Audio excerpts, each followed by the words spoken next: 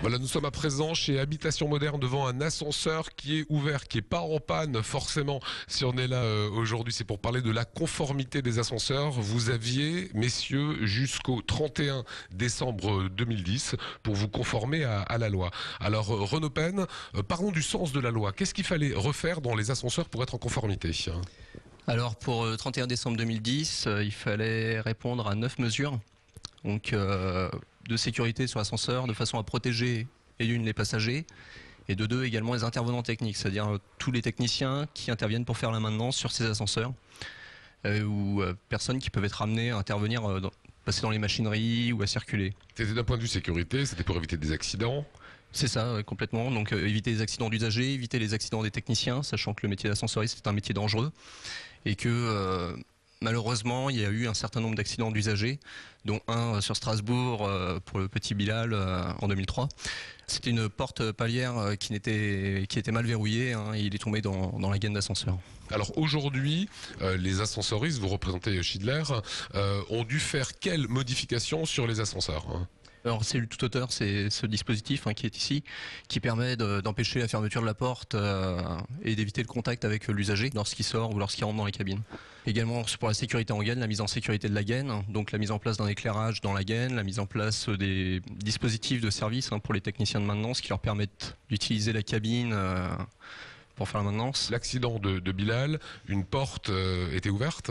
Aujourd'hui, est-ce que c'est encore possible ? Non, plus maintenant, sachant que la première mesure pour le 31 décembre 2010 concernait ces serrures des portes palières, de façon à optimiser la sécurité et à interdire le fonctionnement de l'ascenseur en cas de mauvais verrouillage.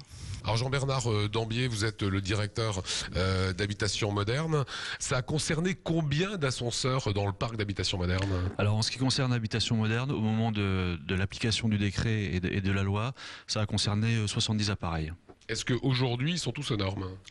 Alors aujourd'hui, ils sont tous aux normes, sauf pour un bâtiment que nous avons acquis entre le moment où le décret est sorti et aujourd'hui, et que nous allons mettre aux normes très, très prochainement, puisque l'ancien propriétaire de cet immeuble ne l'avait pas fait. Ça a coûté combien de remettre tout cela aux normes ? Alors la particularité pour Habitation Moderne, c'est qu'on a essayé d'anticiper les 3 échéances légales qui étaient prévues par la loi, c'est-à-dire 2010, 2013 et 2018, en anticipant donc les 3 échéances légales, qui nous a coûté 2,5 millions d'euros. Soit en moyenne 35 000 euros par appareil, sachant qu'il y a un certain nombre d'appareils qu'on a remplacés complètement, d'autres qu'on a simplement, entre guillemets, remis aux normes.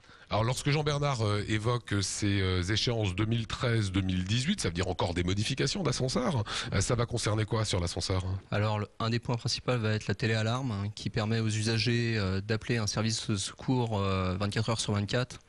Et afin de répondre, nous, aux contraintes du contrat de maintenance, qui sont d'intervenir en moins d'1 heure en cas de personne bloquée. D'accord. Autre point encore ? Autre point, la précision d'arrêt des ascenseurs, de façon à garantir l'accessibilité à des personnes à mobilité réduite. Cette cellule toute hauteur pour les ascenseurs qui n'étaient pas équipés de cellules. La présence d'une tôle garde-pied qui se situe sous la cabine, qui lorsque la cabine est entre 2 niveaux, permet d'éviter à une personne de basculer dans la gaine.